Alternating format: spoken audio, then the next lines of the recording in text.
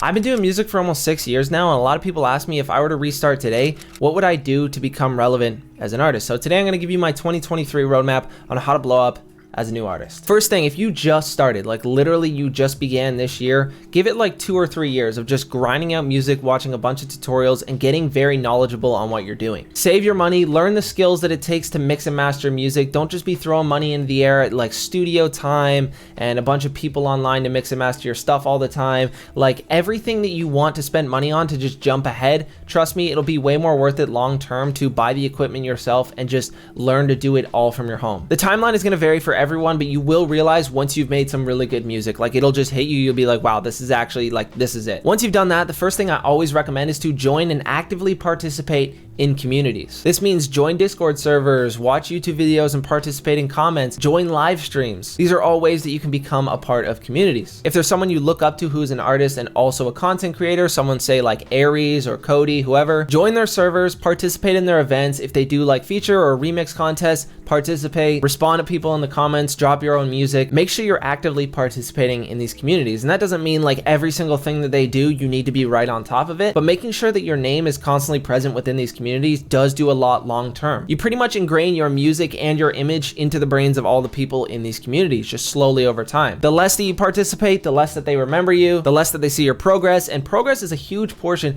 for keeping long-term fans. People want to feel like they're a part of your timeline and your story, so that's just a really good way to do it. Second thing is stay hip with the times. This sounds so stupid, but everybody in the beginning stages of TikTok thought it was cringy and they didn't want to get on it, but there was so much opportunity back then. I mean, I just hit 10K on TikTok after like 2 months of consistently posting once or twice a day. But if I was doing this like a year and a half or 2 years ago when TikTok was really starting to get a rise, holy, where I would be now is just insane. Step through all the people complaining and being annoyed by the changes in life and just adapt and be hip with the times. Everyone wants to be famous on TikTok now, and you really could have been if you just got through all the cringe. And I'm saying this for myself too. Like, I don't even, like, what was I fucking thinking? Don't let your pride and ignorance get in the way. If you see something new, consider it an opportunity. Third thing is brand yourself with something unique. For me, it's these goggles, and these only showed up a couple of months ago. It was more of like, I looked at them and I'm like, screw it, I'll just put those on for a video, and all of a sudden the content just started going. I mean, yes, I put focus into making the content actually high quality, but I guarantee without these goggles, it wouldn't bring me as much attention. This tiny little piece of eyewear grabs a lot of people's attention just immediately before they even realize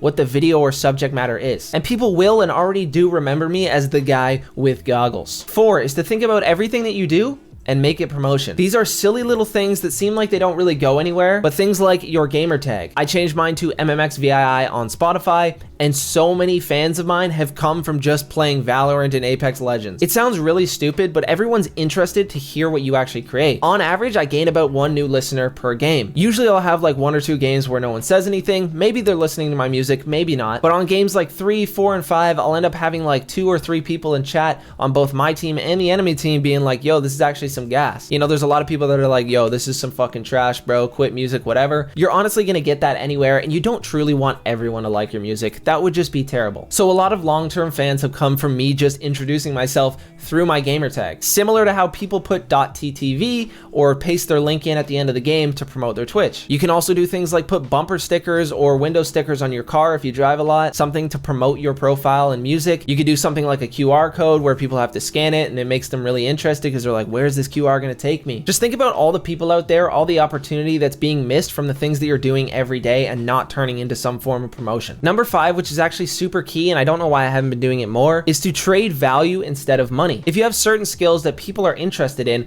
but you always ask for money and they don't want to pay for it, one of the best ways is to trade that skill for something else of value. Right now, I have a giveaway going on for reaching 10K on TikTok where people just have to pre-save my song, send me a screenshot that they pre-saved it, and they're entered for $100, a mix and master, and a reaction video on my TikTok. So this brings a ton of value to a ton of people, and it brings a lot of value to me as well because pre-saves are huge. The reason pre-saves are actually super valuable, especially through DistroKid, which is the sponsor of today's video, is because DistroKid pre-saves allow you to collect followers every time somebody pre-saves your song. Every time you get a new follower on your Spotify profile, that increases the amount of people that hear your music through Release Radar. Release Radar is an amazing algorithmic playlist on Spotify that does so much work for bringing me streams every single week. And of course, the more streams you get on your song, the higher the popularity, which increases your odds of getting on other algorithmic playlists like Discover Weekly and Your Daily Mix and all these other playlists. DistroKid starts at only $19.99 $39 a year, which is actually insane. I've been on their $36 a year plan for like 4 years or something now. Super happy with it, absolutely no complaints, and it's amazing because since I do drop music weekly, I get unlimited uploads for that price. I can upload music whenever, take it down whenever, I keep all my royalties and they automatically collect them for me. I take my money out through PayPal. It's just amazing. It's a great system. If you want to start collecting pre-saves like I do through DistroKid, make sure you sign up using my VIP link at the top of the description. It'll save you money on their already super low prices and it'll support me, which I would really appreciate. Shout out to DistroKid again for the amazing sponsor. But let's get to the last thing, which is to use ad platforms. Everybody knows about Facebook and Google ads by now. If you don't already know how to use them, please, I beg that you go look up Andrew Southworth on YouTube. He absolutely makes the best content about promoting your music through these platforms. This really only works if you have some disposable income, of course, so if you have a pretty good paid job or you won the lottery, I mean, this is great for you. If you're trying to budget out things to pay for in order to promote your music, if you're dropping, say, a new single or an album, I heavily recommend that you put a good portion of that budget towards Facebook ads. They do a really good job of both collecting pre-saves and just getting streams on songs that are already out. I know a lot of people were hoping for me to say things like use website A, B, and C and just throw your link in there and all of a sudden you'll be a success overnight. It's just not true. That's not how it's going to work. That's not how you're going to reach people. You got to put in the hard work, time, and effort. You got to sacrifice time with friends, going on trips, spending money to just do cool things that you desire if you really want to take your music seriously and to the next level. Start making good content, stay hip with the times, do all these other things that I just listed off, and I guarantee your music will start to take off very consistently and pretty quickly in relativity. I wish every single one of you good luck, and if you want to enter my 10K TikTok giveaway, make sure you click the link in the description to pre-save my song Collection, screenshot that you pre-saved it, DM it to me on Instagram, and I'll add your Instagram handle to the list. Anyways, guys, it's been your boy MMXVII, and I'm out. Peace.